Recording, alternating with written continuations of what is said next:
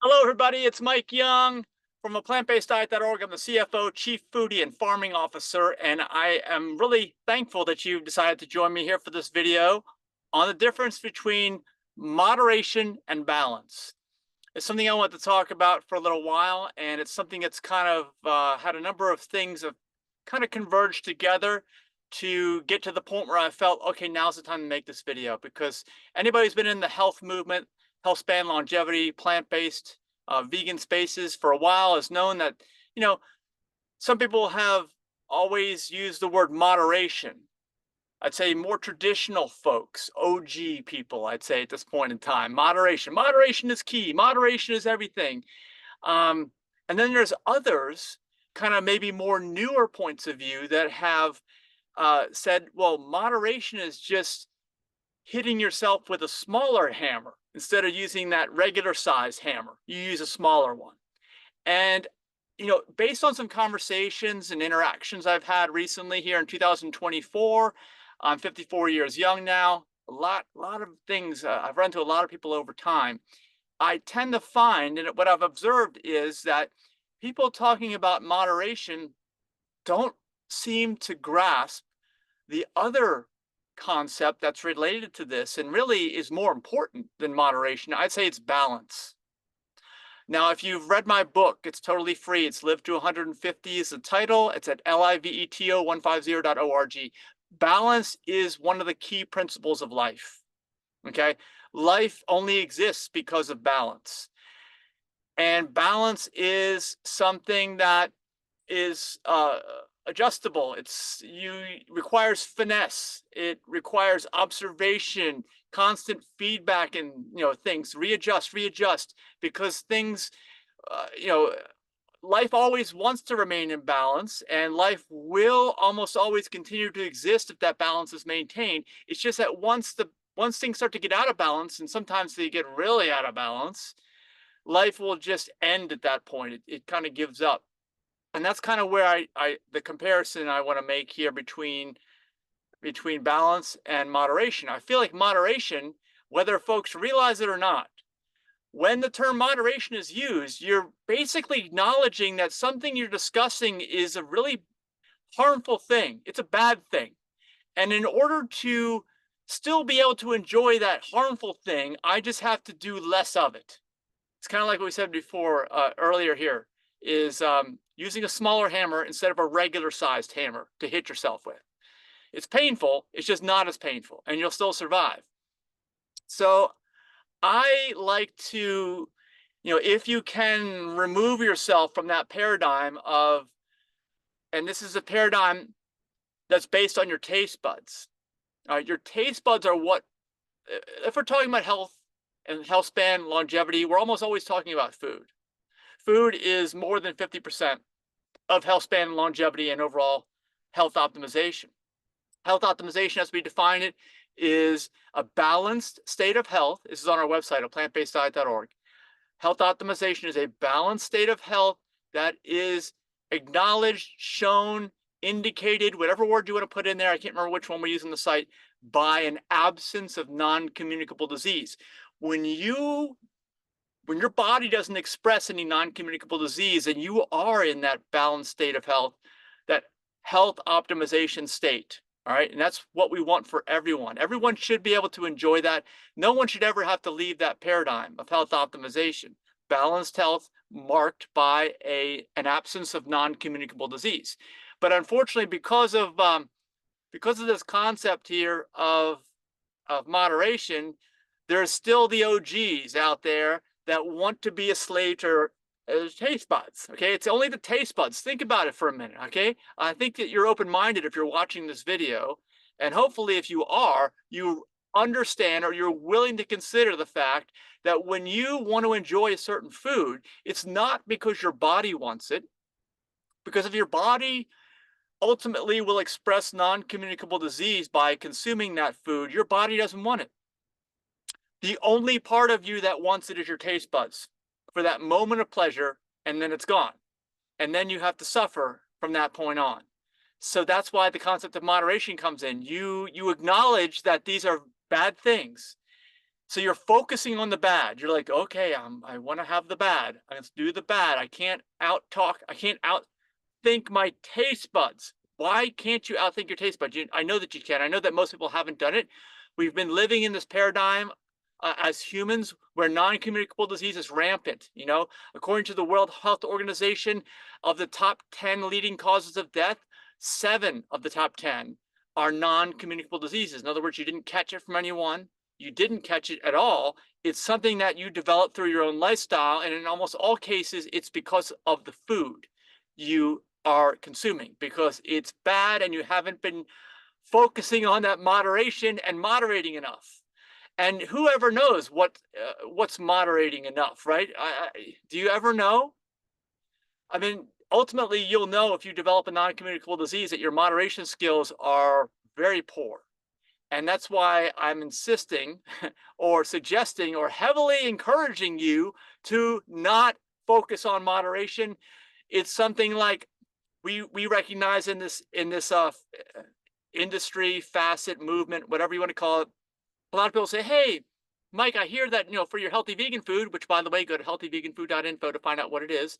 You say you can't add any oil, zero added oil, zero added salt or sodium. Well, look, I just use a few drops of oil and just a little pinch of salt. Well, that assumes, and assuming is always bad, as we know, that you are a master moderator and you know exactly how to moderate all these bad things, because oil isn't isolate, so is salt. All the water, all the fiber, all the nutrition is gone in both of those um, food-like products or processed food items. That's what they are, okay? The thing is, nobody can accurately do that. And the only way you'll know for sure is if you never, ever develop non-communicable disease. And I'm an optimist. I do agree that it's possible that you will never develop non-communicable disease. I've heard of chain smokers and, people who drink multiple shots of whiskey a day who live to 90 and never develop any kind of, you know, disease. At least that's what I'm told. I don't know. I never had the pleasure of being able to be in the company of those people. So I don't know. I have no idea. But it is possible. The thing is, I use the analogy of I wouldn't bet my retirement on winning the lottery. It is possible to not save or invest for retirement and just win the lottery one day. It's not likely to happen though. That's the thing. And by the way, if you've gotten this far in the video, please give us a thumbs up. Please subscribe to the channel, and you'll see 3 dots or something here in the lower right-hand corner. It's a super thanks feature. Please tip us, commensurate with the amount of value you receive from this video, and also pass it along to anybody that can benefit from the message. And in terms of tipping us with a super thanks, we are a 501c3. So in the US, anything you contribute is tax deductible. So thank you so much for your generosity. It really helps us out. Now, to continue in this line of thought, let's kind of sum up what we discussed so far. Moderation doesn't really work, although it is possible. Just like you don't have to save or invest for your retirement and you can just win the lottery. But the reality is, you're doing something wrong in both cases, and it's probably going to end bad.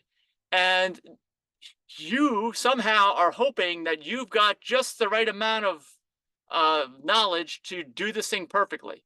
Whereas if you just focus on balance, okay, this is what I focus on here with the healthy vegan food, certified healthy vegan food, balance. And by the way, the certified healthy vegan food, it is something that we don't claim is the best that you can possibly do, even though all of our events now are based on minimum healthy vegan food, as we call it. You can learn more at healthyveganfood.info. Even our health optimization cruise is 100% healthy vegan food. We don't claim that that is the best. It's just the bare minimum. All right. So if you can, I guess you could say, hey, just use some moderation, because this healthy vegan food is not the crazy way out there stuff. It's just the bare minimum that we can call in good conscience healthy. And what is that? I'll just tell you very quickly. It's 6 things: 0 animal products, 0 alcohol, has to have actual plant fiber in the prepared food, unless we're talking about a condiment. That's the only exception. And then the other 3 things are 0 added oil, 0 added salt or sodium, and 0 refined sugar. All right. So that's the bare minimum of foods that we are aware at this point in time that really won't hurt you. Or at least if it does hurt you, you'll be able to recover from it. Okay. It's not going to be the end of you.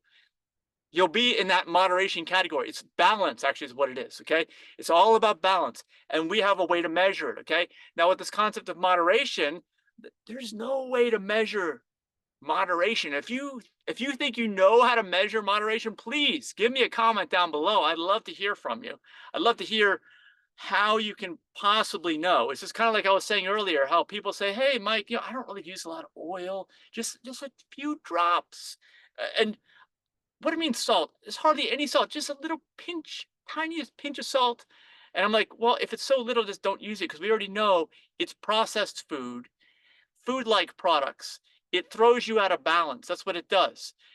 The average person is chronically dehydrated. Why would you want to ever eat food that is devoid of water because the water was removed? Why would you ever want to eat food that has all the fiber removed too? If, according to Harvard University, over 90% of people out there don't get enough fiber on a daily basis. We all know that fiber is necessary to optimize your gut bacteria or balance your gut bacteria. That's really the best benefit you can get from that. Of course, that affects your mental health. If you're not getting enough fiber, that will severely mess up your balance. And of course, folks do understand for the most part that mental health is about balance. They still haven't drawn the connection between food. That's why I'm trying to draw the connection here and saying, don't use the term moderation, use balance. When your food's out of balance, everything else is going to be out of balance too. The food controls the balance. Other parts of it that I describe in my Live to 150 book are daily vigorous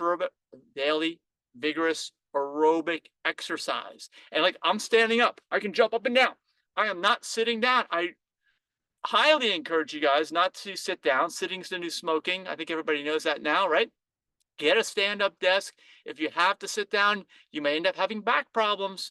I talk about this a lot too. My chapter 25 talks about back pain in the book too. And if you have to sit, it talks about what to do. So check that out. Chapter 25 in the Live to 150 book. Whew. Okay, so I think we've covered almost everything on the general idea of the differences between moderation and balance. And I truly encourage you to focus on balance in everything that you do, not moderation. Because if you focus on moderation, hopefully the takeaway here is you're focusing on and trying to enable yourself to continue to do bad things. You're acknowledging that they're bad. And you're saying that I can still do these bad things and it'll still be okay. But I don't think so. I think that's the wrong way to look at it. I think you need to look at balance. Everything surrounding life and the creation of life and the continuation of life, just the fact that we're in this environment here on Earth, the proper balance exists that allows us to exist, that allows us to exist, to continue to exist anyway. And it may not going forward. I don't know what's going to happen to the balance on Earth. That's a whole other video. And we don't really get into that too much, although we would not like to purposely harm the Earth either. So we don't focus on moderately harming the Earth. We want to keep things in balance as much as we can. So anyway, thank you so much for watching the video. Again, give us a thumbs up, subscribe to the video, and I'll see you in the next one. Bye-bye.